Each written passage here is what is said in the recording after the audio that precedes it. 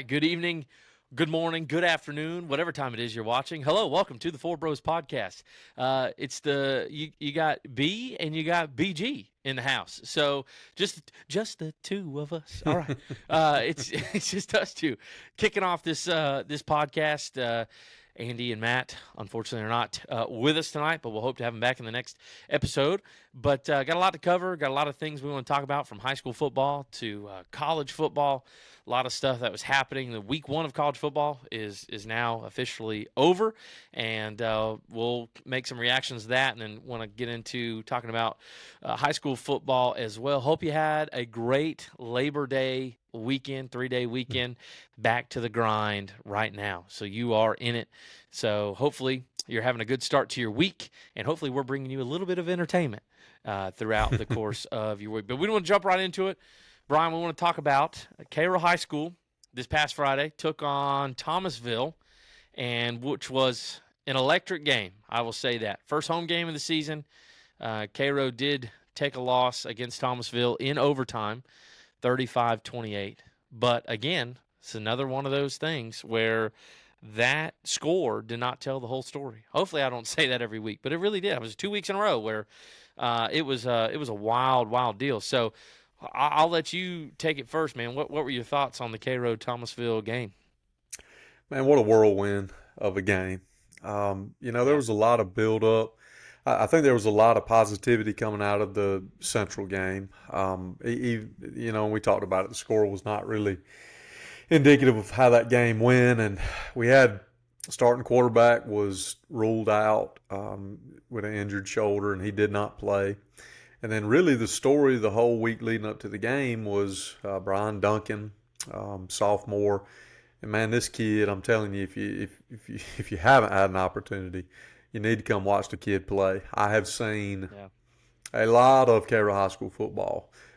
He is quickly rising to the top of the single most talented individuals I've ever seen play at Cairo High School. He is a game changer.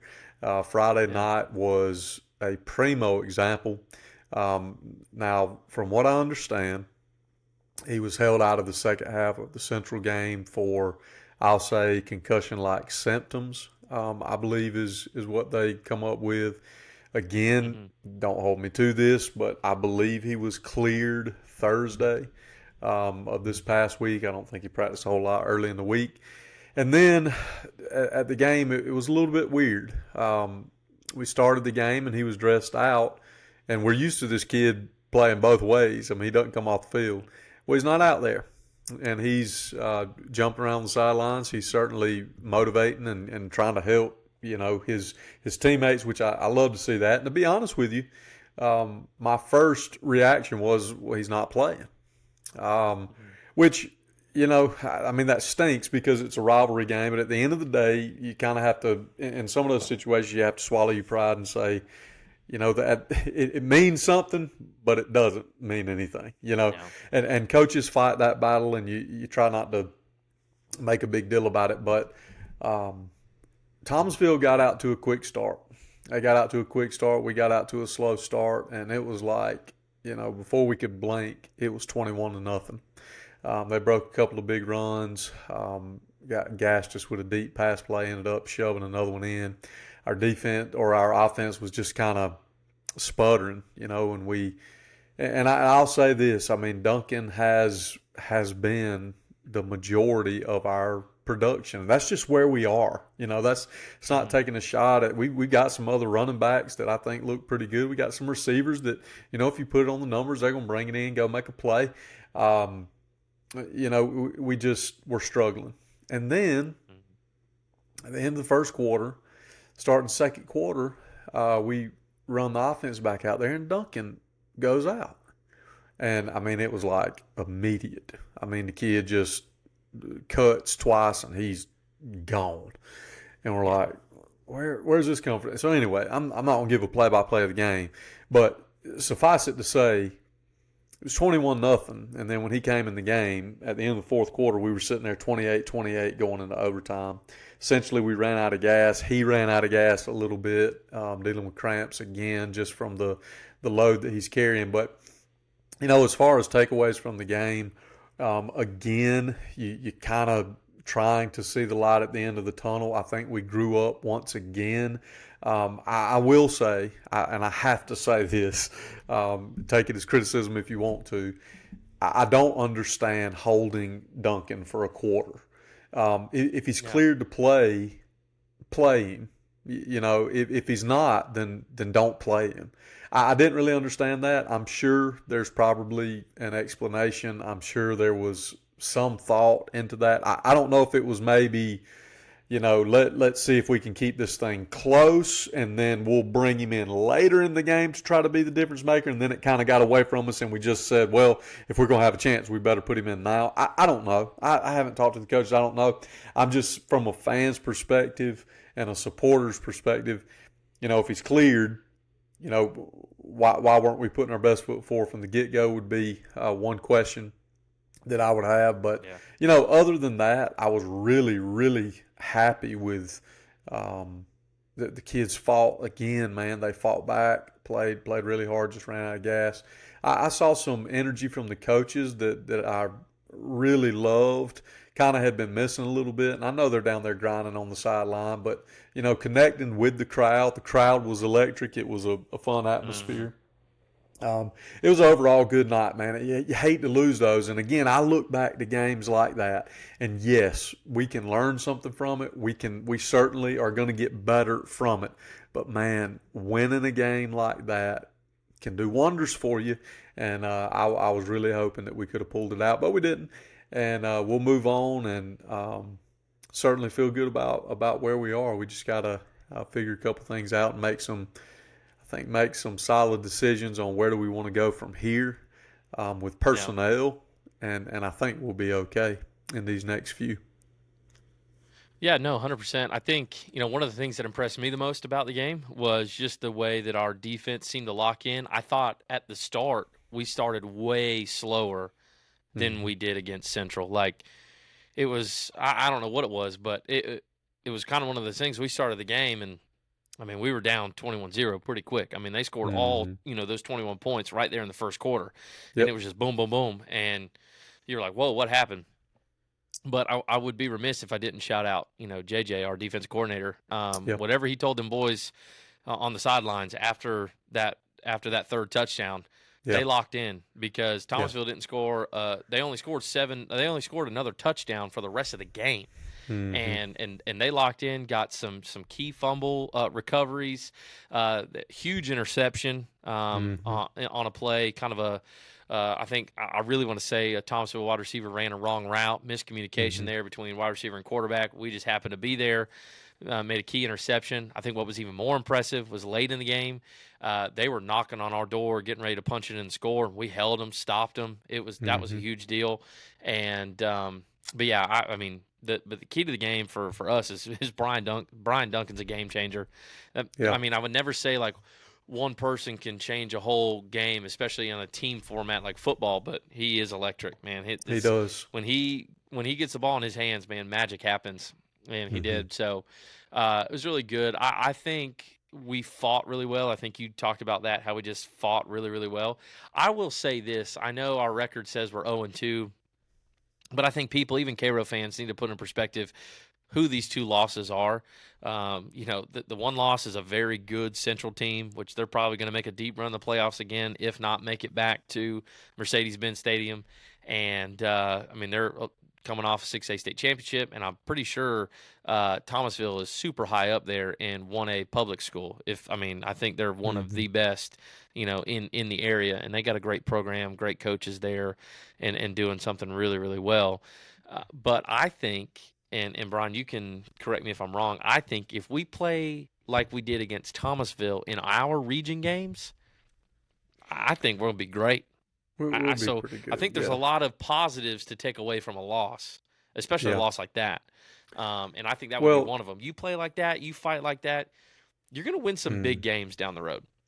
Well, here's the thing. So let's just look at who we have suited up against, okay? Yeah. Irwin County, as we sit here right now, is 3-0 and number 2 by the Atlanta Journal-Constitution in single A. I believe they are single A Division II.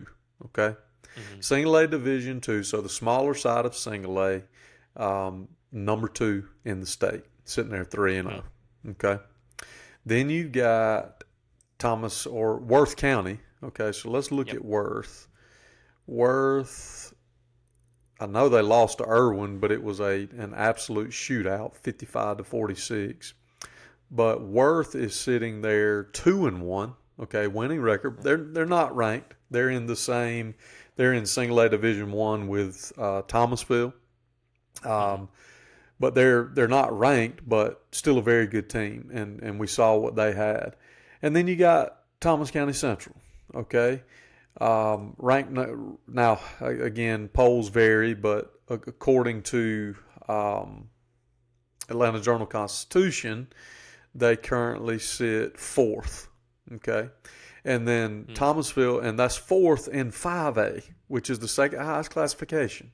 They're sitting there 3-0, ranked number 4, and then Thomasville, by the Atlanta Journal-Constitution and by some other outlets, were number 1, but by Atlanta Journal-Constitution, number 2 in the state in single A Division I. So to your point, I mean, we literally have played 3 teams so far that, according to the rankings, have a legitimate shot of making it to Atlanta.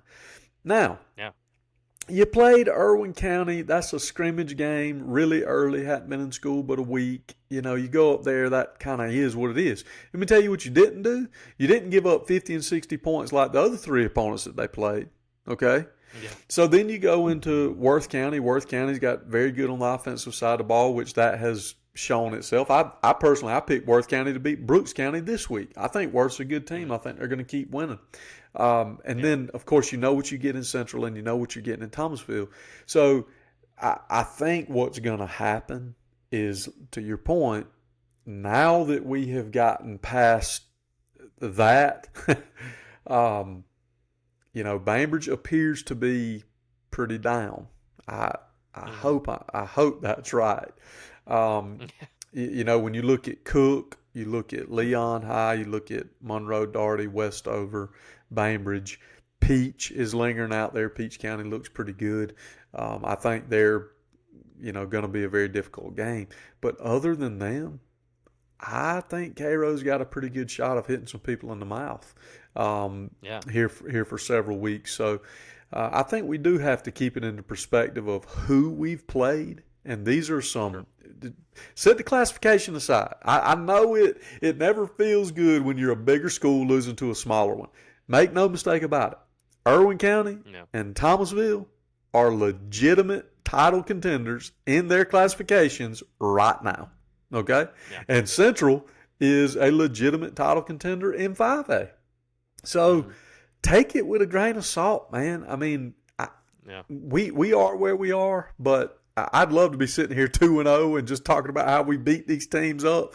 But, man, there's some good football teams. They're well coached, and there's just so much good things going on at those programs. And it may feel like we're so far away, but I just don't think we are. I mean, we should have won that game Friday, I felt like. Oh, yeah, absolutely. And I think you can even tell, because where we sit, I mean, we kind of sit so close to our guys there on the sidelines, where you could definitely tell, like, when we were down 21-0, it was like, oh, okay, well, this is the way it's going to be. And then, Duncan makes a quick score, and it's 21-7. We're like, all right, cool, that was a good sympathy score. Well, then it's 21-14, and we're like, oh, okay, well, we're back in this thing. Then it's 21-21. We're like, whoa, wait a minute. Mm-hmm. And, to your point that you said earlier, then you saw the coaches get into it. And there was plenty of times, and this is a quick shout out to our head coach, Coach Coleman. There was plenty of times where, we noticed that Thomasville players were getting away with some stuff and chirping and probably doing some things after the whistle. And the first person right there to defend his guys was Coach Coleman. He's right there. Mm-hmm. And so that was really cool to see him get in it, see JJ get into it. And so they had a good game plan. Like you said, I think, it was one of those deals where we got it into overtime, and that game, that's a lot of pressure too. I think a lot of people forget this. I mean, we had Bryce Puckett in there. He's a freshman. That's a tall ask to ask a Yeah. freshman to go in there and try to win a rival game right out the gate. I mean, your Yep. first start, and crazy environment. Thomasville traveled well, a lot of good fans. Our fans were electric, and so, but like I said, if I'm a coach and if I'm on this Cairo sideline, I'm taking a lot of positives from this game. I'm taking Yep. a lot of promise. And if I'm a fan, and especially if there's any players that are listening, again, you have to have short-term memory. It's forget about the Central game, forget about Thomasville game. But if you're going to remember anything, remember the fight. Remember how you didn't quit. Remember how you didn't give up. Remember that feeling, and take this into next week and take it into the weeks after that, and just keep Mm. grinding. And That's the right. results are there. And I think a lot of our people have to remember too. We talk about how electric Brian Duncan is. He's only a sophomore. This Hmm. is you're talking about an underclassman. So, Hmm. and he's leading our offense and in carrying these guys. Bryce, again, our quarterback, he's a freshman. So just think about not trying to look too far ahead in the future, but just think about what another year or two looks like for Cairo High School. I think it looks way different, and then we're all of a sudden this powerhouse team. But for them to be able to play like they're playing right now at such a young age and have all this younger talent, I think it's I left out of there, obviously, of course, like upset that we didn't win. But then I was like, you know what? There's so many positives we could take out of this, and Hmm. the results will come. They'll be there. And again, we got, I think, this game, maybe a couple more games, and then we start getting into some region play here in the next few weeks, and that's Hmm. really where it matters. That's really where we got to Hmm. have our best and play well. So. But speaking of this coming week, we have Cairo is hosting Kathleen High School, the Kathleen Red Devils, all the way from my hometown, Lakeland, Florida. Man, they're making the long 4.5 hour bus ride up here for that. My wife actually went to Kathleen High School for her freshman and sophomore year, and went to Kathleen Middle School as well too. So Kathleen is, they're, I don't know what their classification is down there in Central Florida. I don't know if they're 4A or 5A. They might even be higher than that. But I know the classifications are a little bit different down there in Florida. But I think, a couple of years ago, Kathleen was pretty good as far as the scouting report goes. But, the last couple of years have kind of been down. I think they sit at an 0-2 record right now. They've lost to some pretty decent teams there in the Central Florida area. But so I think this is a good game for Cairo. I think it sets up well for them because you got a team that's coming from pretty decent ways from out of town, right? They're coming from 4.5 hours away, but then also too. There's supposed to be some bad weather, but I also think too Kathleen hasn't played in front of a crowd like we're going to have, and so hopefully the weather holds off to where a lot of people can be there for the game, and we can be as loud and as electric as we just were this past Friday. But I think this will be a good confidence bounce back momentum kind of win for our guys. But Hmm. what are your thoughts on this game coming up against Kathleen? Yeah, I agree. Again, I mean, it's hard to say because we have had such a mixed bag with these Florida schools coming up over the years. I mean, there have Hmm. been schools come up that we have just absolutely throttled and they have been awful. And then there have been schools come up that you think aren't going to be anything and they get off the bus and they look like, they brought 30 professional athletes and they just get out there and hose you for 4 quarters. So, they are sitting there 0-2. I'm not, like I said, I'm kind of shooting at the hip. Don't know anything about them. I would imagine, Cairo's probably going to be too much for them Friday Yeah. night. I certainly hope so. Um, but we'll just have to see how it goes. It's one of those things that um, you don't want to come, especially, and when I see the weather forecast like it is, it just kind of makes me cringe a little bit because we don't need our focus on anything but Kathleen. You know what I'm saying? Yeah. Oh, yeah. Um, and so that's really the only thing that I'm watching. But I'm expecting a big Friday night for us and a big win this week. All right, another big game to talk about this coming Friday is the Rose City Classic. Mm. We just mentioned them a little bit. Is Thomas County Central versus Thomasville, and man, I'm in some groups on Facebook, and I know you are too. And this is hate week for for them over there in Thomasville. And what do they do? They battle for anything, or is it just for battle for bragging rights? I mean, do they play for like I know we play for like a syrup pitcher with Thomasville and the bucket No, for it's Central, it's but bragging rights over there, and some of them call it the yeah, Rose City Rumble. There's different little nicknames for it, but okay, it's just well. pure hatred is what it is. Yeah, I was to say everything that I'm seeing on Facebook and other social media places. I mean, they're already smack talking. We hadn't even got. I mean, I know this is Monday night that we're recording this, but I mean, yeah, it's already getting pretty crazy. Mm-hmm. So, and they're both walking into this game undefeated, both 2-0. So it's at Thomasville, so it's gonna be a home game for the Bulldogs, and one of the big things that they're talking about on these, on these pages and where all these guys are smack talking is just the, kind of what's been the controversy surrounding Central is all the noisemakers and all the noise that their fans make. I personally don't think that there's anything wrong with it. I think, if as long as it's within the rules, which I think everything they do is within the rules, certainly make all the noise that you want with your noisemakers as long as it's within the rules, which is, I think, majority of those people over there, that's what they're doing. Mm-hmm. And I think Thomasville's been trying to prepare for it.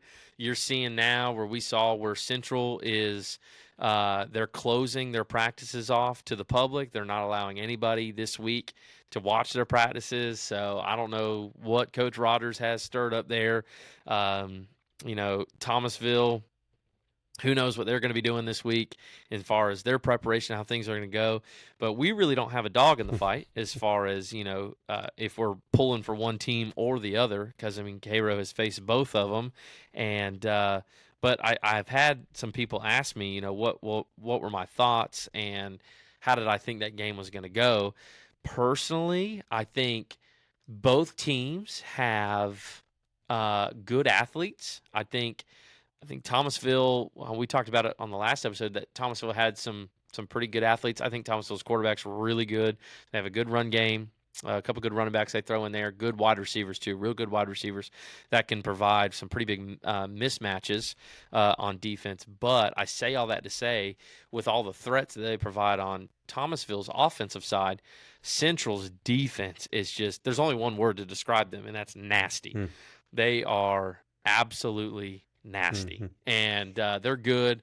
Their best star player returned last week to start his season off, and I think he had like 2 pick sixes, and the kid's unreal. So if I had a prediction, that I could give, I think Central takes this one. I just think that they're way more balanced than Thomasville. I think, Cairo, especially in the Thomasville game, we were able to expose a few things, as opposed to when Cairo played Central. We kind of maybe punched them in the mouth right away, and then they kind of settled down, and then they kind of handled business after that. Where I feel like Thomasville, we were in a dogfight there, especially after the first quarter. I mean, those last 3 quarters, we were in a dogfight. So I think Central's just more balanced. I think, I think the environment is definitely going to play a factor. So I don't think it's going to be a Central blowout. I think if it is, I just going to speak to the dominance that is Central and how talented they are. But I don't know. Give me 35-24 Central. Yeah, no, I don't. I hear all of that, and I know that's in a perfect world we would love to see a good dogfight in that rivalry game. But man, Central's the better team. They just are. I actually picked them on that Chick-fil-A pick 'em that I do. I picked Central to win 35-21. But yeah, I got Central winning. But here's some fuel on the fire, and I think this is really what's probably being understated a little bit. They've played 56 times in their history. You want to guess what the record is? They played 56 times in their history? I don't know. It's 28-28. Of course it is. So this one, And how ironic is that? They're both undefeated. They're going to come into this game, and this game's going to. But see, I haven't seen anybody talk about that. How the series is I guarantee there's tied up. probably not. I mean, there's people. There's people that know, but some of those folks on that chat probably don't know because see, what's weird about it is Thomasville back in the day, up until the early '90s, Thomasville dominated the series. I mean, I'm looking at the historical records here. I mean, out of the first. Good gracious. I mean, Central won 3 times, like out of the first 16 or 17 matches. And then it flips, like in the 90s, it flips the other way. And Central, I mean, Thomasville has only beaten Central 6 times since 2000. So Thomasville has only beaten Central 6 times in the last 24 years.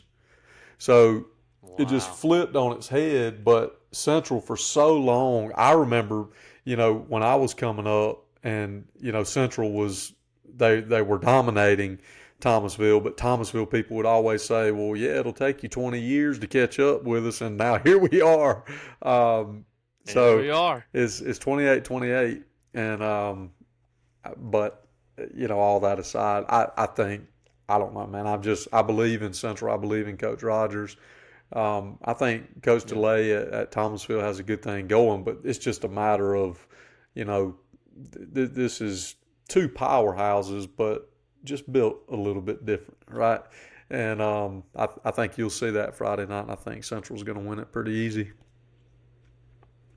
Well, let me ask you this then. Let's just, do you – I know we both agree that Central's going to win, but do you think, though, it's a bigger win – for Rogers in Central's season and maybe him as a coach, or do you think it would be a bigger win for Coach Alea in Thomasville and their season in his career as a coach?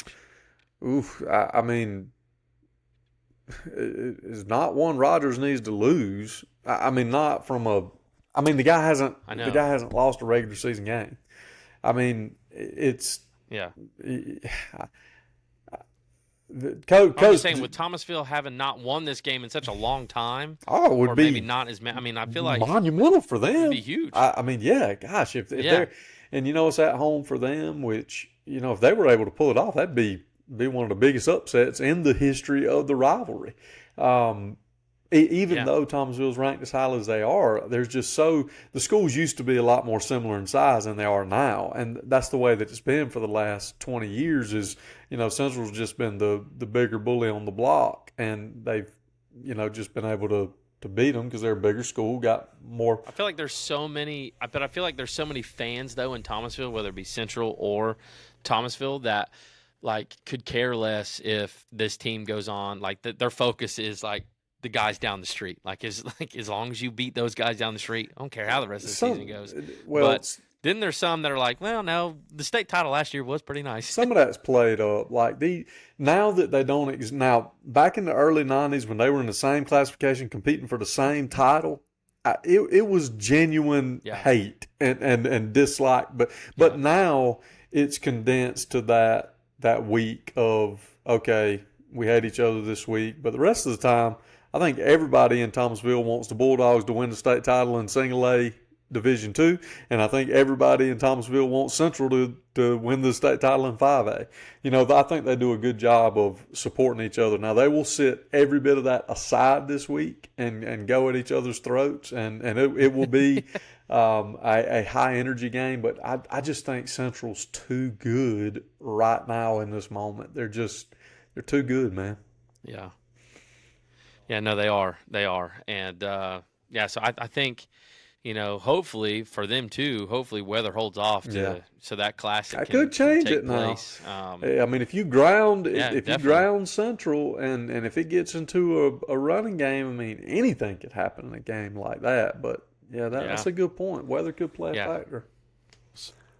While we're at Cairo watching them play Kathleen, we'll definitely have our eyes on that and listening for updates, and because that'll be one that we're all paying attention to for sure. So, again, Thomasville is hosting Central.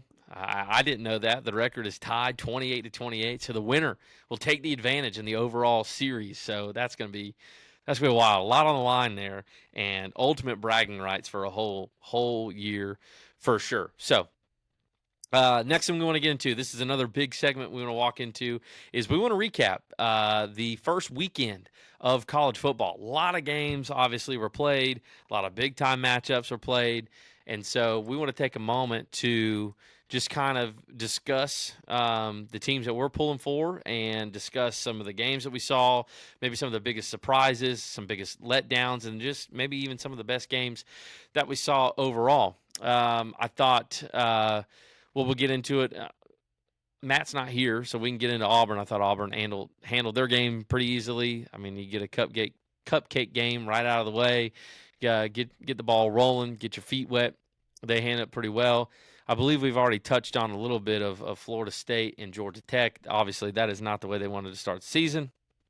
But at the time of this recording, the game for Florida State and Boston College is not over yet. But it's not looking good for our boy Andy. I think the last update was Boston College is winning 21-6. So I don't know. As of this recording right now, Brian, where are we at in that game? Where are we? About 6 minutes left in the third quarter.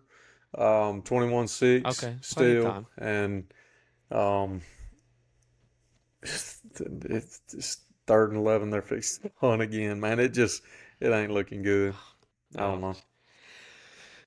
Andy, if you're watching this, brother, man, we love you. And, yeah, I don't think this is definitely not the way that wanted to start the season. Another team that didn't start their season well at all was Florida.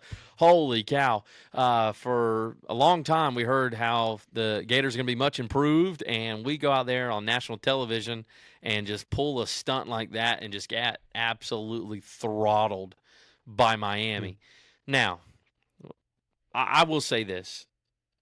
I think Florida did not put their best effort out there. However, I'm not taking a lot away from Miami. I think they are a talented team, and I'll be honest with you. From what I saw from Florida State week 1, Georgia Tech week 1, Clemson week 1, which we'll get into them in a second, and then now Miami. These 4 ACC schools, I picked Florida State to win the ACC. If I had to redo my bracket again, I think I might put it on Miami, okay? Like, Miami might be the real deal. Yeah. I know Florida did a good job of making them look really good, but they're legit. I thought that they were overhyping Cam Ward. No, the hype's real. Yeah, he's good. He's a good ball player. So, yeah, shout out to Miami. They handled business well against the Florida Gators. And right out the gate, Florida battles injuries. Shocker there. So we'll see how they come back from that. I thought Georgia handled Clemson pretty well in the second half. First half got a little dicey. It was a defensive battle there, but kind of like, well, I don't know, Brian. I don't know if you predicted it as much as I did. I thought that I said that, by the end of the third, start of the fourth quarter, Georgia's starting to run away with it, and that's kind of exactly what happened. I mean, their talent just kind of overtook Clemson, and I know Dabo has gone on to say, like, I'm not a big portal guy. I'm not a big NIL guy. Well, brother, it's showing. I mean, and he even said it, like, they got their butts whooped just in all phases of the game. I mean, it just, you got to adapt to the new phase that is college football, and Clemson hasn't, and it's showing. But I thought Georgia handled it well. I mean, were you nervous for your boys at first, but they pulled it off? I mean, man, good gracious, as a fan in a game like that, especially early in the season when you really, I mean, you've seen it. I mean, you've seen it in Florida a little bit. And I'm not comparing Georgia and Florida today, but I'm just saying, like, you don't know what you have until you get out there. You know what I'm saying? I mean, you can. No. We can look at all the stars, we can look at the depth chart, but until you get out there and line it up, you don't know what you have. And the first couple of drives, I thought we got off a slow start in the running game. Branson Robinson was getting the carries early, and then when they put in Nate Frazier, now we got Trevor Etienne is suspended, and then there's another Roderick Robinson is still battling some turf toe. So those guys are going to get carries. But Nate Frazier, a true freshman, this kid wasn't even an early enrollee. He come in like fall, essentially. And Kirby has talked about him quite a bit in some of the press conferences about how much he had impressed, but that it was still so early for him. So you could see that they were starting to plug him in there and give him the rock, but then like on third down pass protection and stuff, they'd go back with Cash and get Branson back in there. But I thought, once we got the run game going, it was pretty much what I expected. I thought we were going to win the game 34-17. We won it 34-3. I don't know that is so much, that our defense is just out of this world. I don't think we're going to hold everybody to 3 points. I think Clemson has some offensive struggles. I do think our defense is very good, but I think it was also a combination of Clemson's defense isn't very good, or Clemson's offense isn't very good either. So, you can't complain. You beat the number 14 team at the time, 34-3 opening weekend. It's a good day, okay? And, we'll take it and move on. But, you touched on Auburn. It was good to see them not toy around with a cupcake like they've been susceptible to in the last couple of years. They went out there, threw up a ton of points, which I'm sure, for the fan base, for the coaching staff, for the quarterback, that feels good. And, again, Florida State, they are where they are, and I think they got some issues at quarterback that they're gonna have to work through. And then, Florida, to me, kind of fell into the same boat that Florida State did the first week, where it's kind of what I expected from Florida, but I don't think I expected Miami to be that good. Like, I didn't have these crazy expectations about Florida, but I did kind of feel like that game would be just a nasty fight, and it wasn't. Miami went out there and took it over. It really wasn't. Yeah, no, it was not a fight at all. And I think a lot of guys, even the College Game Day guys, I think they all still predicted Miami to win, but they were like, the swamp's going to overwhelm them. Florida's going to put up a big fight, and just right out the gate, I mean, it was hard to understand. It's like, well, is it the play calling? I mean, everybody that I see on Facebook that's a Florida fan is calling for Napier to be fired already, and even for the AD Scott Strickland to be fired. So who knows what's ahead for Florida? But I mean, the reality now of Florida possibly going 4-8 and maybe even 3-7. I think now, just given what's ahead of us, and again, if the schedule is any different, I think the tone would be a little different. But the schedule is what it is this year now. And with that being said, the reality, I mean, the ceiling for Florida, the ceiling is 6-6. The ceiling, I might even say 5-7. That's a high ceiling. I mean, and that's a high ceiling. Like I would say maybe the ceiling's only 5-7. I mean, they're barely now, percentage-wise, giving Florida a high enough chance to beat UCF. Like I think they might even give the edge to UCF. But the very high reality of a 2-10, 3-9, it's there. It is. I mean, it's very much a reality. It really if that team continues to show up, and so that's scary.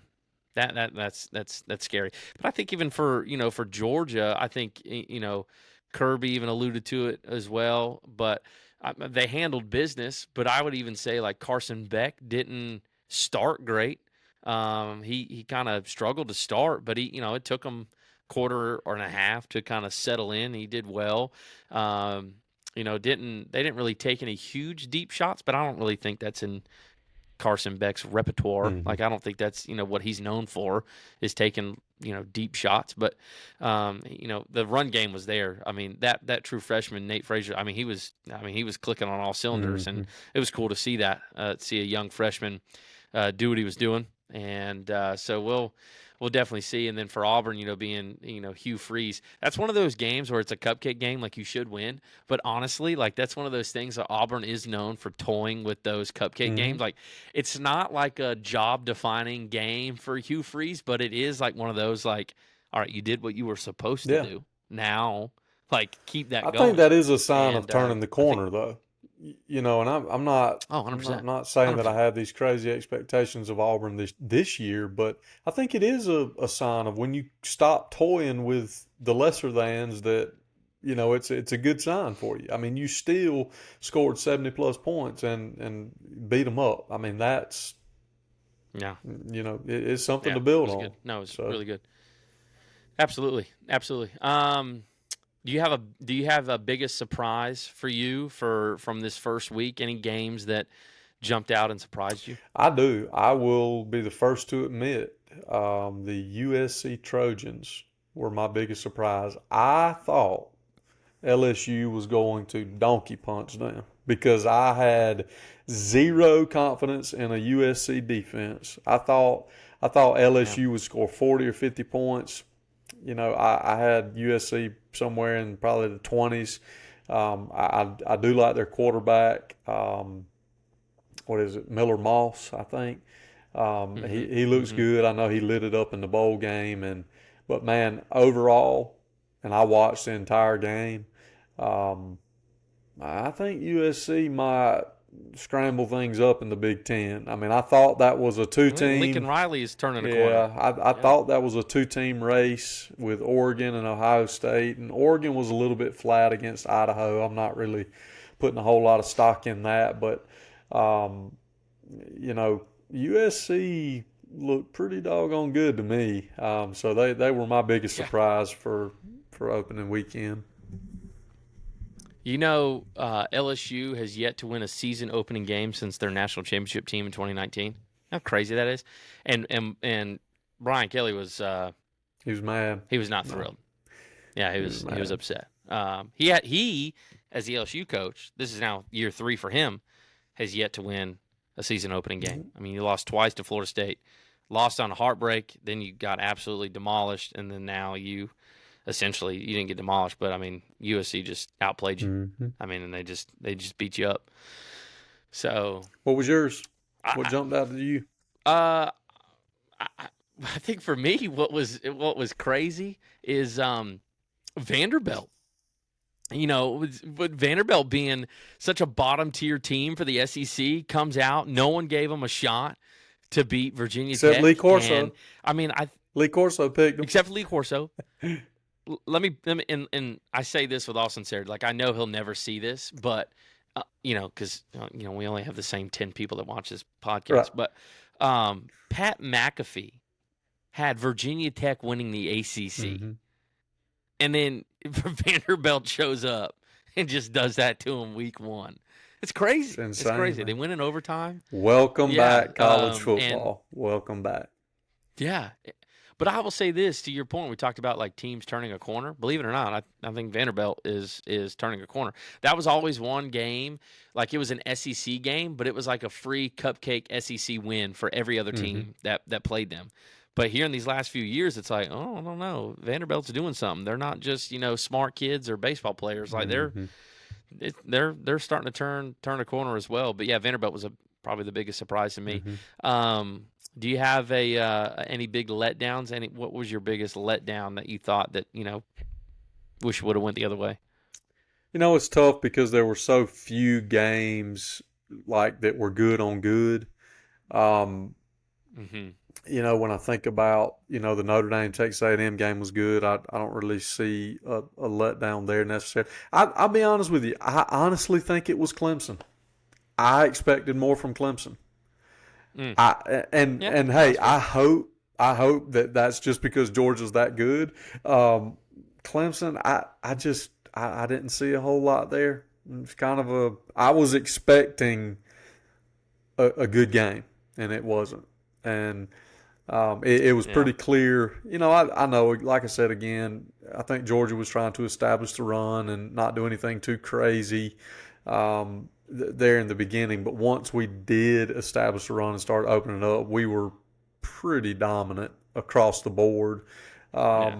And I just didn't see any fight really from Clemson. So if I had to pick, probably Clemson from this past weekend. Yeah.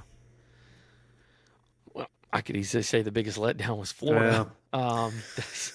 I don't see Florida, but So. again, I think Miami was way better than Florida expected. Like I don't. I Yeah. mean, yes, I know you wanted Florida to put up a better game than that, but Miami's pretty good. I think that's the conclusion that everybody will come to. I mean, they jumped all the way. I think the Associated Press 100%. put them all the way up to number 10. So Really? yeah, I mean it hadn't. They published it earlier, but they haven't changed it. Like FSU dropped, which not. It's probably going to be even worse, but they dropped to 24th.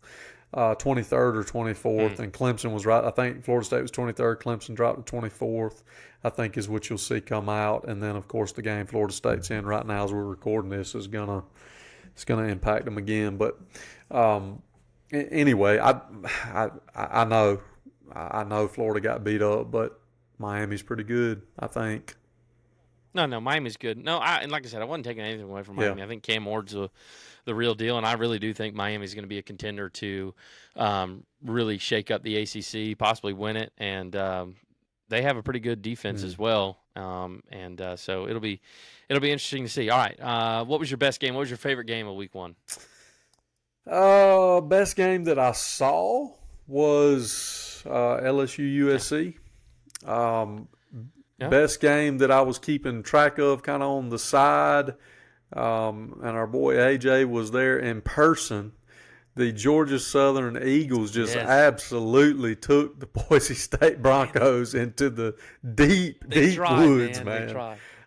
That running back for Boise State, they just couldn't stop him. I think he ended up with like 267 with 6 touchdowns or something like that. But, man, Georgia Southern fought and fought and fought.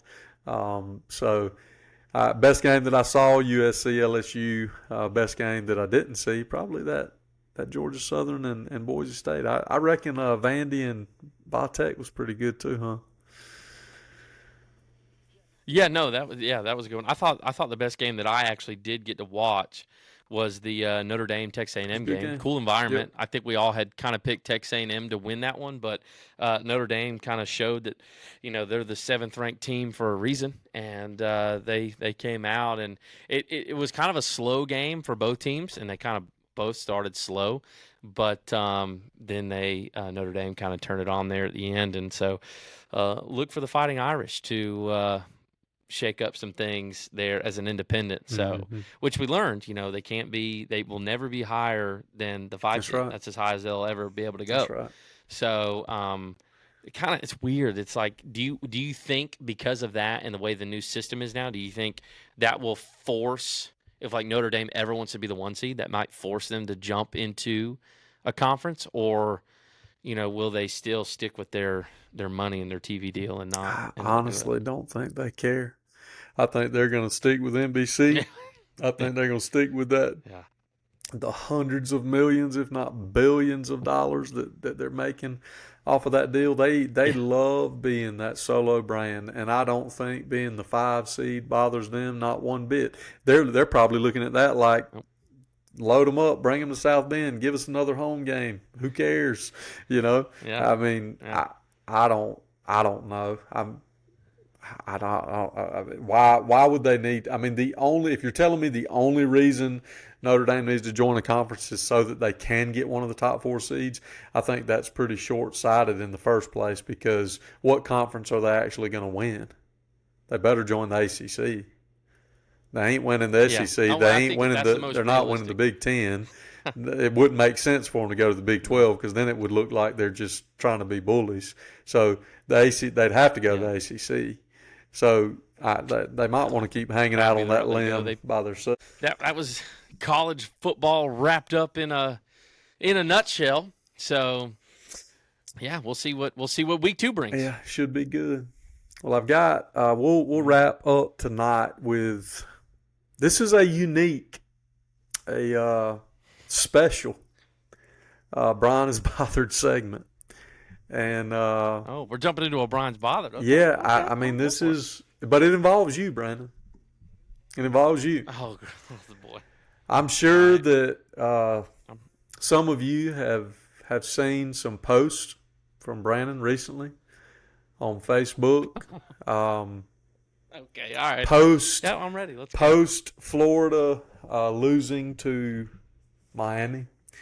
And I'm gonna be honest with you. Yeah. I'm a little bit bothered by this current situation of this man is, and you can speak to it, but from what I've gathered, Yep.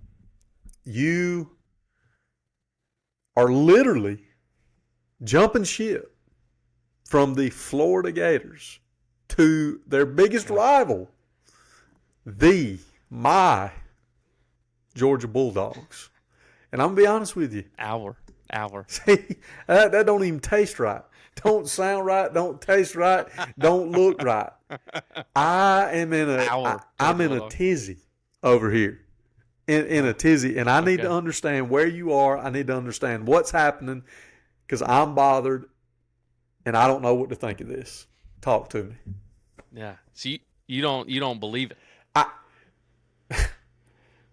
I can't believe it. Forget whether I want to believe it. We are talking about a Florida Gator becoming a Georgia Bulldog. I didn't know it was possible. Yeah. Here we are. It's, with God, all things are possible. Yeah. With the Lord, all things are possible. Let me give you some backstory, okay? And so for those of you that don't know, I found myself on August 31st, 2024, watching the week 1 of the college football season kickoff. Tuned in, had my Gator shirt on, watching the Florida Gators take on the Miami Hurricanes. And it was roughly at the end of the third quarter, beginning of the fourth, that I was like, this is it. This is the end of the road for me as a Florida Gator. And so you have to understand this too. Like I've been a Florida Gator fan all my life up until this point. And I have defended and thrown excuse after excuse after excuse roughly since, 2009. So what, 15 years of, why Florida's not successful. After the Urban Meyer days, I mean, we're on coach number 5, I think it is, or maybe even 6 if you count interim head coaches. I don't know, but every excuse in the book. And, and then I moved to Georgia 7 years ago. And for the last 7 years, it's been all the smack talk, all the, why don't you just become a Georgia fan? Be a Georgia fan. And in 7 years of living in Georgia, I have watched Georgia, the University of Georgia, go to 3 national titles. I've watched them win 2 of them. Heck, I've even watched the Atlanta Braves win a World Series. I don't know what happened, but I believe that since I've been to Georgia, I've brought a lot of the Georgia teams good luck. Like my bad luck from Florida teams has made the Georgia teams have good luck. And I'll be honest with you, I'm tired of watching it. I'm tired of seeing it. And I'm kind of living by the motto: you can't beat them, join them. Okay. See, but this is where I'm bothered. You see all this? You see this white and this gray? I have you. What you see is I moved to Georgia and Georgia just started winning everything. But this right here, this is years of pain and stress watching Florida State win it all, watching Florida win it all, rubbing it in our face, telling us how terrible we are, and we're still talking about 1980. How dare us? Blah, blah, blah, blah, blah. And then we finally have a little success. And I'll be honest with you, 08, 09, never once did it cross this shiny, sunburnt head brain to ever jump to the Florida Gators. It never got that bad. But here's the difference. Florida is in such a bad place. Florida is like, there's no other team, and we talked about this before, there is no other team that is going through or probably will go through what Florida's going through. And there's even stuff that we can yet talk about because it's beyond this season, right? And we'll get into that in a second. So, all right. So you would most likely We've already mentioned it with like Vanderbilt, LSU. You could even talk about Kentucky, Tennessee. All teams go through like the ebb and flow roller coaster of seasons, right? But traditionally, and how history works is you have at least 2 or 3, maybe 4 years of drought or where you're just absolute dog terrible. And then you have a couple seasons that you're like decent. You're not maybe great. Maybe you're like New Year's Six Bowl status, but you're not like national championship status. I get it. I've heard it all for 7 years from Georgia fans like, well, you weren't here in the Mark Richt era. We had to deal with all that with Coach Richt, Mark Richt, all that. But here's the deal. Go back and look. 2007, guys were good. Guys were in the top 10, top 15. There was a lot of I know Mark Richt didn't bring y'all the national title like he promised, but there was a lot of years in Mark Richt where y'all were good and y'all had some national relevance. I'm telling you, Florida has not been nationally relevant since 2009. Even look at Florida State.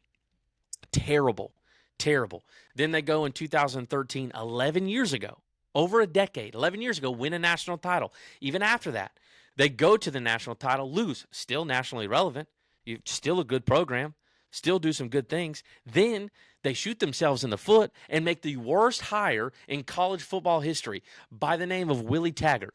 What moron with half a brain cell is hiring Willie Taggart, who has a coaching career below 500, and you still hire the guy? Doesn't make sense. You set your program back 10, 15 years because of that. You were terrible. You were losing to FCS schools. In that moment, it was like, all right, you went through a couple bad years. It makes sense. But what happened? They hired Coach Novell shortly after that. Last year, 2023, you go undefeated and get absolutely robbed from the playoffs. My point being is that all these teams go through these ebb and flows, and then they seem to bounce back. They seem to find the coach that brings them back to relevance. They seem to find it, whatever. Florida hasn't done it. The only coach that you could give props to in all of the past 15 years that has somewhat tried to do it was Dan Mullen. I hate to even say that, but it was Dan Mullen. I mean, Dan Mullen brought us to his 3 years, took us to New Year's Six Bowls, and then even took us to an SEC championship game. And then we find out that he could care less about recruiting, and then he gets fired. And I don't know if that was a bad firing decision, a bad business decision, or what. But then, but again, for the last 2.5 seasons, I've defended Billy Napier, and you guys, even a lot of people don't know this, but Bryan and they will all tell you man, you're crazy for supporting Billy Napier. He's not the guy. And I'm like, he is the guy. This is the guy that's going to bring us back. He is not. And then for 8 months, I hear how Florida. This is a new Florida this year. They're going to be great. Their defense was inexperienced last year. Young guys, they're more experienced. They're ready to go. They're hungry. Graham Mertz is coming back. He's going to have a Heisman-type season. We went to the portal and got all these good guys and paid money to get them. And then what? And you still got Billy. Still got Billy Napier as your coach. But so here is where I'm at. Here's what kind of pushed me over the edge to make the decision of yep, I'm done. Because now we have transitioned into the new era of college football. This new era of college football is NIL and the transfer portal, right? This is the whole reason, by the way, that Nick Saban got out of college football. Yeah. He saw this coming. And he was like, he's so old school. He was one of let's bring in the best recruiting class we can, train them up to when they become juniors and seniors, we just go and dominate. And that's what they did. If you look at all their national championships, it wasn't ran by freshmen. It was juniors and seniors leading the way. It's because he built those programs like that. They came into the system, went through the system. But now with the NIL and the transfer portal, you have to have millions of dollars to go into the transfer portal to get all these kids. Florida can't do that when you're spending millions of dollars to buy out the coach that you just fired, and then you got to spend more millions of dollars to hire the new one. And the new one is just as incompetent as the old one. So you have no money. And there's nothing on the NIL side. There's nothing that the Florida Gators are offering that Georgia, Florida State, Ohio State, Oregon, you name them, that they're not offering. They're all offering the same thing. Hey, you want $1 million in a Lamborghini? Here you go, kid. Happy trails. Florida's not offering, like, recruits are not showing up and going, wow, Florida's offering this stuff that Georgia's not. No, they're offering the same things. But what these high school kids are seeing, they're like, they want to be a part of a program that's successful, and they want to go where the money's at. Florida don't have the money because we're spending it on coaches. Yeah. We're not spending it on players. Yeah. And so I'm seeing this now. Like, this is like the first year where it's becoming like legit, and you're starting to see the repercussions of it. There's now no more of like hire a coach, give him 2-3 years to build a program and see what he does. That ship has sailed. Yeah. That's gone. And so now it's like, so people, the last 48 hours of my life have been wild since that post on Facebook. Post on Facebook blew up, number one. Number two, people that I haven't spoken to in a long time that are Georgia fans are reaching out to me, and they're like, love what you're doing. We're here to support you anyway. I've had people coming over or they're inviting me to their house. Like, you want to come watch a Georgia game with us? You come, you're welcome here. And it was like, I don't know, like in the first 24 hours, all my jorts left my house. My credit score's gone up, and like life is great as a Georgia fan. Like it's insane. But what I'm seeing is I'm looking at the longevity of a fan. I get it. And for all the Florida people that were like commenting on my post or text me saying like, you're a traitor, blah, blah, blah, I would never do that. Yeah, kick rocks. Like, okay, like I'm looking at it as long term, okay? What Kirby has built and is continuing to build at Georgia through this NIL and transfer portal, like he gets it. He gets it, right? But Brent, but it's not going to last forever. Like Kirby's either going to retire, and I know Kirby's young. Okay, so let's just say that, okay, Kirby's the secret sauce, like Saban was the secret sauce everywhere he went. Okay, let's just say that Kirby is of that same level, and let's say, all right, Kirby's what, in his mid to late 40s. I think he's maybe late 40s. I'm not 100% sure. How old is Kirby? I should know that. He's in his ninth year at Georgia. Kirby Smart age. Let me Google it. He's 48 years old. Okay. Let's say Nick Saban's up there coaching into his 70s. Let's just say that Kirby goes to 70. So that's 22 more years. Okay. It's a long time. It is a long time. How many titles do you realistically think he's going to win in the next? Do you think he's going to be able to do this for 22? First off, there's a 0% chance he stays for 22 more years. That's not going to happen. You're right. So what I'm saying is you're going to walk away from your childhood, your upbringing, your team. You're going to walk away from them. It's bad right now. It's bad. But it's been bad for 15 years, Bryan. Let me ask you this. This is what bothers me, and this is really the crux of the Bryan is bothered. Can you promise me Georgia-Florida game this year? Mm-hmm. Let's say Florida does the unthinkable. It would be unthinkable. No, but I'm saying it has happened. Okay. Go ahead. Are you going to assure me, because we'll probably be watching that game together, are you going to assure me that on the inside you won't be laughing at me? No, because here's the deal. You talked about my childhood, my upbringing. You gotta understand, like we supported the Florida Gators and their football program, but we weren't like invested. That's the difference between Georgia and Florida. It's one thing I've noticed as an outsider, right? Moving from Florida to Georgia, living here, Georgia fans are more dedicated and invested than Florida fans, 100%. And because you'll even like Florida, and I can say this because I was a Florida fan for such a long time. This is what we would do. This is what we do, right?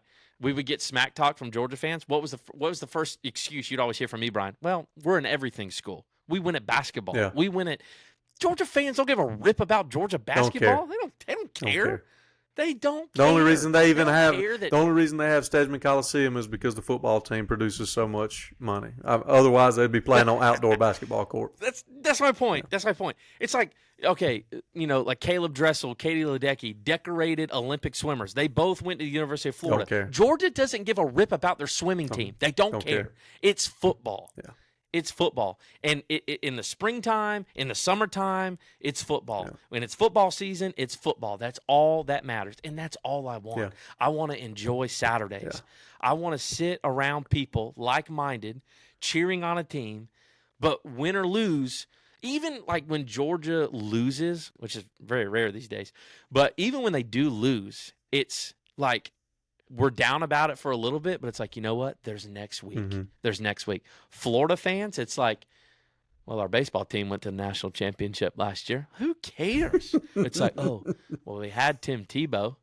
Tim Tebow was great. Yeah, Tim Tebow played 20 years ago, people. Get over yourself, all right? I'm telling you, dude, in the last 48 hours, I've had so many people over the course of the years of my life being a Florida fan. They're like, bro, you're so delusional as a Florida fan. Florida fans are so delusional. I'm telling you, when I woke up Sunday morning, I realized, I'm like, God, I have been delusional for a long time. Like, every excuse in the book. So I get it. There is a high chance that Georgia goes on to, like, maybe never win another national title. But there is something that is different, and I promise to all the Georgia fans out there, you're not just getting a bandwagon guy. You're not getting a fair weather fan. I'm going to be down in the trenches with you. This is a big decision. I feel like LeBron James, the moment he went to go join the Miami Heat, there's been a lot of people that hated that decision. There's a lot of people that hate this decision, and I've seen it from both sides. Yeah. I've seen it from Florida fans. I've even seen it from Georgia fans. Because, Bryan, I almost want to ask you, like, do you not want me to come over? No. Like, do you not want me to come to the other side? No, because it's like there's some Georgia fan that's like, you can't do it that easy. Well, why can't I? Why can't I? I mean, like, I just want it to be real. I don't. I mean, how much more real does it gotta be? Well, I just don't. I mean, I already told you this before we went on camera. I'm not barking at anybody. I mean, I have standards. And see, I don't. Barking at anybody. I mean, that comes with it. Like, that's not. If you are in a top of the pyramid, if you're in a situation, okay, if you're walking in Walmart and you see somebody with a Georgia hat on, automatic, go Dogs. I'm gonna say go Dogs. Okay, go Dogs. That's go fine. Dogs. If I'm not gonna bark if he barks, if he does, you must bark back. No, if he barks, if he barks, I'm gonna say, hey. The mental health center is just down the road, brother. Don't bark at me again. But that's a Florida fan speaking. Yes, it is. No, it's not. Yes, it is. That is the Florida in you, and that's what I'm talking about. This ain't no halfway saved, halfway lost. Right. No. There ain't no fence between heaven and hell. You know what I'm saying? I mean, you're either in or you're out. But I will say this. I will say this for all of you Georgia fans and you too, Bryan, you got to give your boy time to transition, right? You got to give your boy time to adjust. Now, when you're talking about, let's just say we get to Jacksonville, we get to the largest outdoor cocktail party. Florida does the unthinkable. Guess what? Brandon, as a new rookie Georgia fan, guess what I got to do? I got to take the first big loss on the chin. Got to take that right here. And all of the blame. You don't understand the position it puts me. All of the blame. You don't understand the position it puts me in. You don't understand how superstitious I am. What do you mean? Brandon, if this conversion takes place and we go into Jacksonville and we're number one in the country and we lose to the nasty 1-6, 1-7 Florida Gators or whatever in the world they are at that particular time, it will only be your fault. I can't do anything about that. You're putting me in this position. No, the only thing that would possibly even take it too far and would ruin our friendship, like this might end it for me and you, is if Florida does do that and I just look at you from across the room and just hit you with a grin. Like, that's what I'm saying. It was like some undercover I asked floor. you that, but it wouldn't happen. I asked you that earlier, and you can't. You can't. Man, that would be so easy. So easy to just revert back in that moment. I don't trust you. But I don't trust you. No, because every time nobody ever trusts somebody that says, I am a Florida Gator fan, but I am turning into a Georgia fan. Nobody believes that. I'm not. You're not going to make me feel like the crazy one. Nobody believes that. No. Trust me. No, trust me. I've had a lot of in that post. I've had a lot of Georgia fans that are like, welcome me with open arms. They're asking me like, when do I want to go to Athens? All these things, and so for those of you that have been so welcoming, thank you. And for those of you that have been punks like Bryan, let me have my moment. I mean, I'm not. It's not like I'm going to come in and just be right in the flow of things. Like, I'm not going to know your alma mater. Like, half of you don't even know your alma mater. Like, that's okay. But at the same time, like, give your boys some time here. Like, you can't expect me, like, by the Alabama game to like know everybody's name on the roster and know how things go.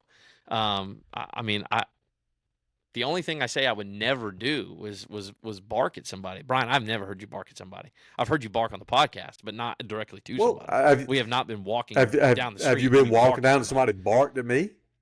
Identifying that brotherhood of Georgia Bulldogs that put me in a position to bark back? Because no lunatic that's a Georgia fan does that. They all just say, "Go Dogs." I mean, that I can do. But especially during football season, I mean, you mess around and you go on the road and you beat Texas and you see somebody in town, folks gonna bark. I mean, if I'm hyped up enough, I guess I shouldn't never say never, but I mean, if I'm hyped up enough, I might let out a bark. What I'm saying is, you can't convert with that attitude.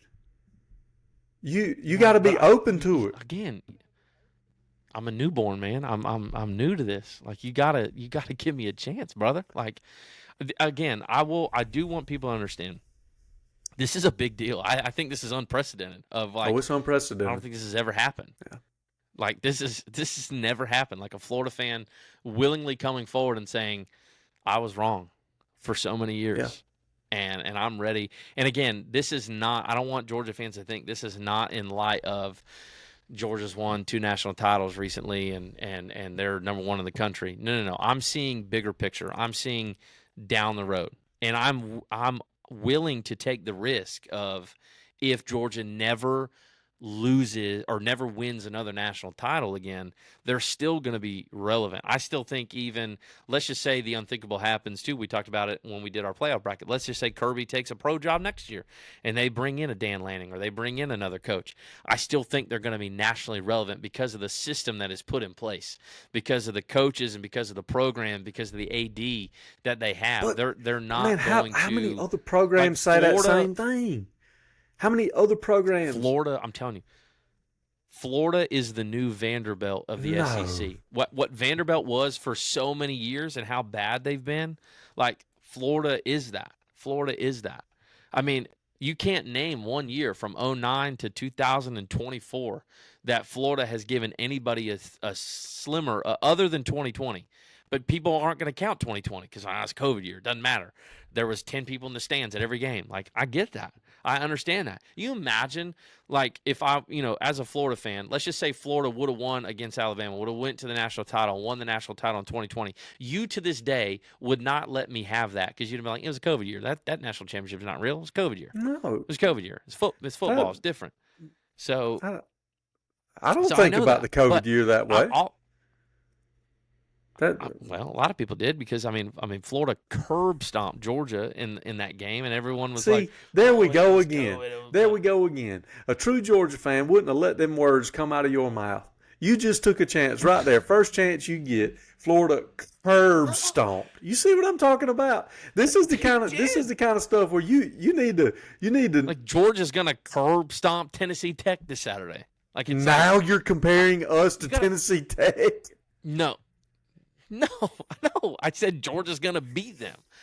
Listen to yourself. It's like you want to make every excuse possible of me not, like, I know you think this is fake, but it's not. It's like, do I need to show? Like, I showed you before we went on live, like, before we recorded this. Like, I ordered Georgia stuff. I've spent money. I'm financially invested now in Georgia.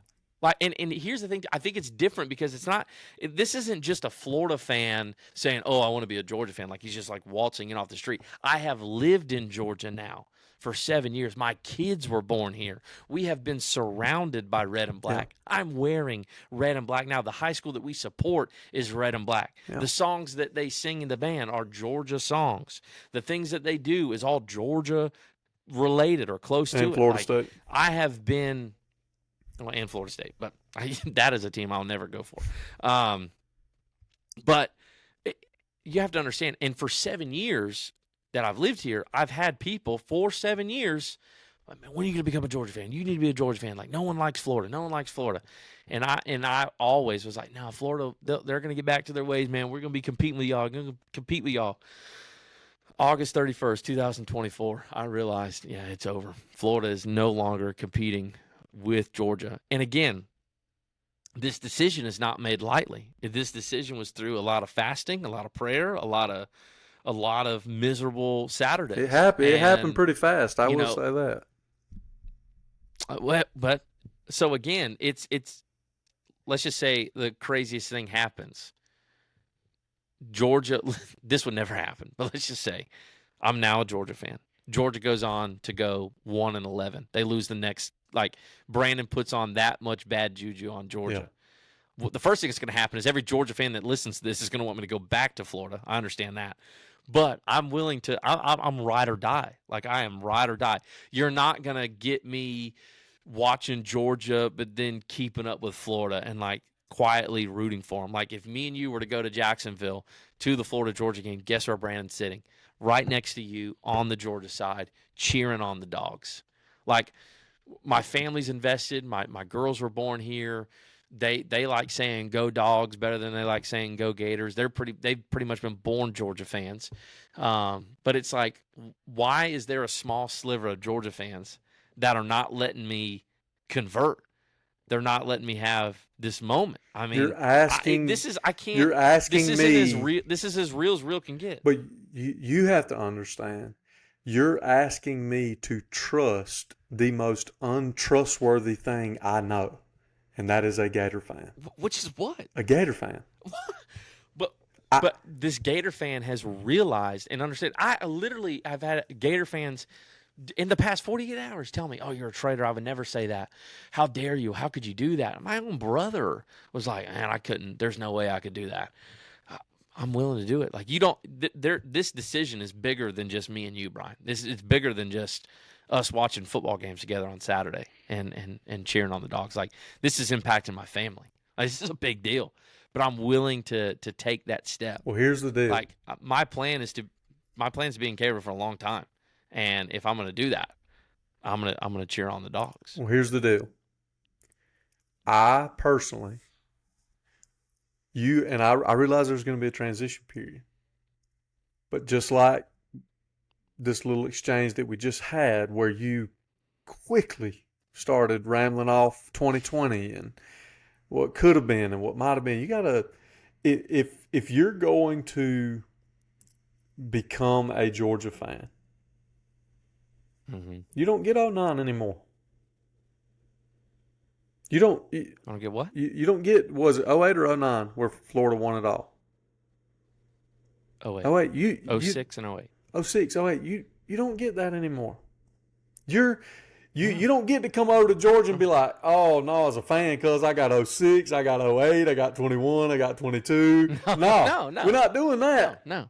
We're not doing that. No. I won't even claim, like, this is how fresh and dedicated I am. I won't even claim the back-to-back that Georgia just recently got. I won't. No, you should. No, you're inheriting. Well, I'm just it's just like me. Are you allowing me to inherit that? If you let Florida go, you can't 100%. have both. So my no, I get that. I get that.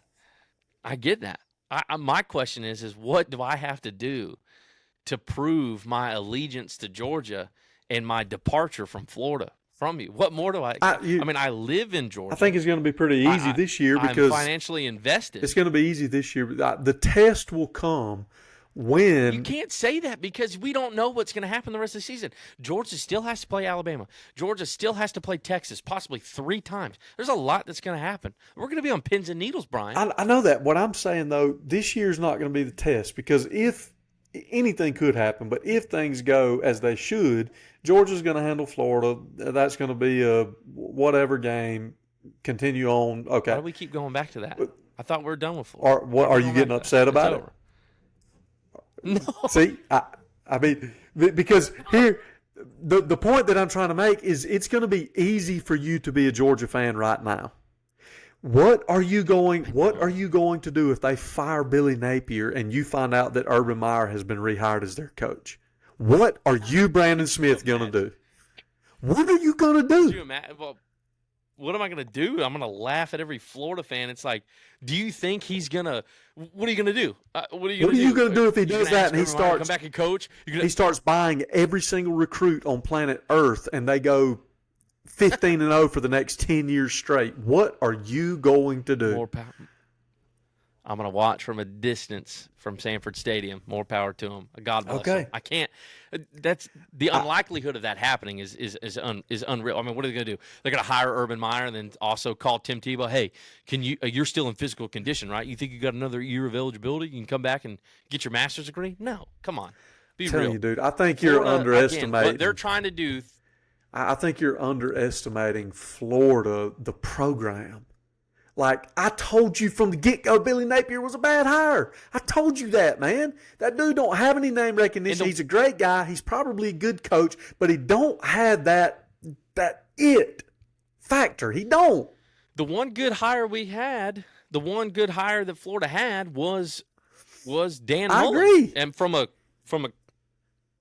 coaching standpoint, and then that year where he just kind of gave up on the program, they fired him. And so, I mean, it is what it is. But the likelihood, like everyone's like, well, you just can't jump on a Georgia fan. What happens if Florida starts rattling off? They're not going to.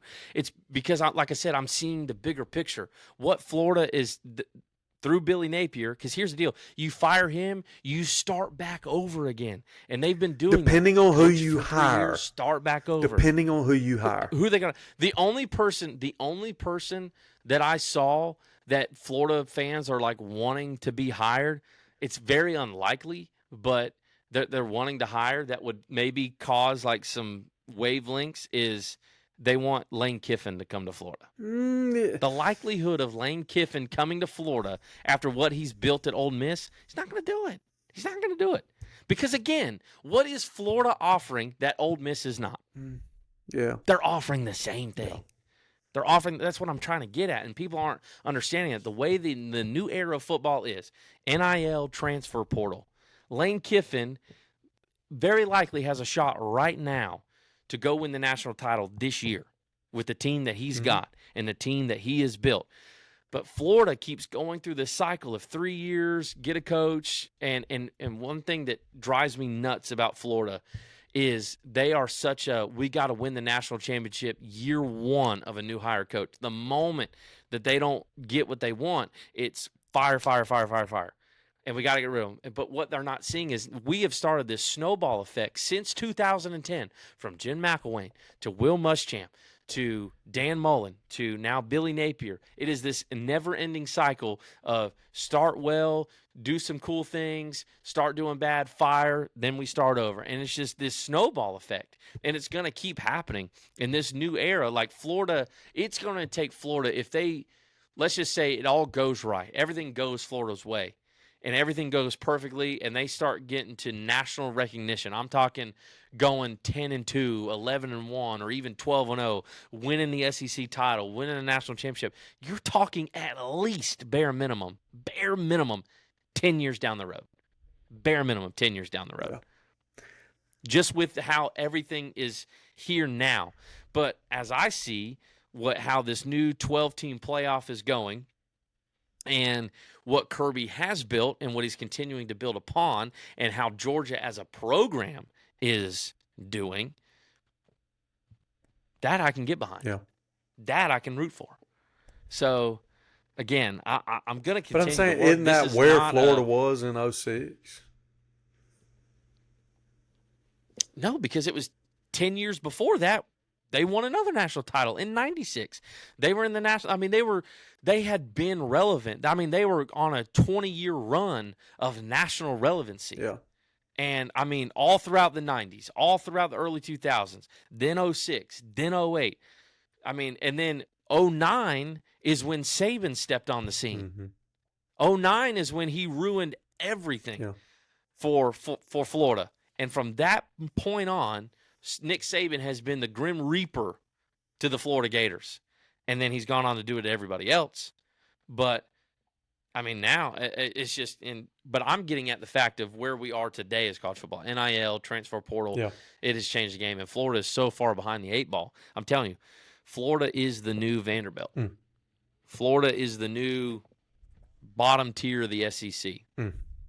So Florida is the team that people look at and go, I mean, and again, let's just say, like you said, the unthinkable happens.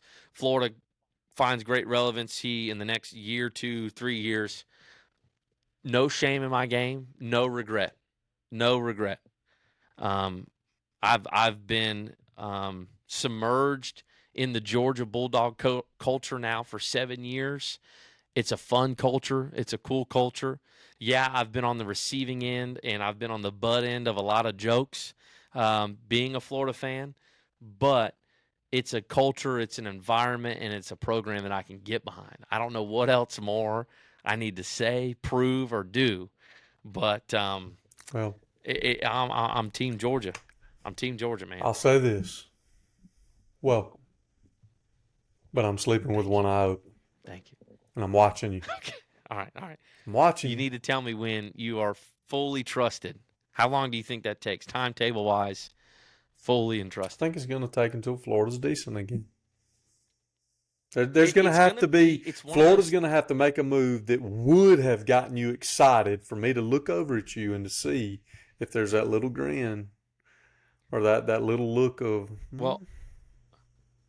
Well, here's the last 2 things I'll say. Number one, I know that I've put myself in a place now, if Florida does something like that, I can't jump back. Because if you jump back, then you just look like the worst fan ever. Like you just – you'll be without a team. No one can trust you now. You'll be without a team. Yeah, no, like you, I would be seen as like the biggest bandwagon person ever. Like you just can't. And there's no mentally right human that would go from Florida, Georgia, back to Florida, and you keep bouncing back and forth. Like you don't walk around in this area and go, "Oh, I support Georgia and Florida." No, you don't. No. Get out of here, you psychopath. No. Like you got to be one or the other. Yeah. But I'll also say too, this whole relationship that I've had with the Florida Gators football team has been like a long relationship that we're just parting ways. It's a tough breakup. I mean, we're both mentally exhausted. It's a tough breakup. Yeah. But it's one of those that I look at Florida. I wish you nothing but the best. You'll always have a special place in my heart. And I think that's something that Florida fans need to understand, and Georgia fans. They'll always have a special place in my heart. But I wish you nothing but the best. But as for me, in my household and my family, I have to move on. I got something bigger and better waiting for me. New opportunities on the horizon. Great for you. I won't be rooting for you. I think it's going to take some time for me. Like, are you expecting the Jacksonville showdown against Florida, Georgia? Like, what would send you over the edge if I immediately, let's say me and you go to the game and I just immediately fly off the handle and start talking smack to Florida fans? Like, would that be like, yeah, this is the guy here? Because I don't mind doing that. I will do that. No, I wouldn't do that. I'm a diehard Georgia fan. I'm not going to go. I've been to several of the games down there, and it's the interactions are always interesting. But I think it, like I said, welcome. Thank you. You said it's going to take some time. It's going to take us some time. Yeah, it's going to take some time for me to see you with that block G. It's going to take some time, for me to get used to high fiving you. You know what I'm saying? When we score, I'm gonna be looking for you. I'm gonna be looking for you, big dog. I'll be right here. It's gonna be weird, man. This is weird. It's just like I don't know. It's like an exchange student coming over that I remember this kid in high school. He come over from Iceland.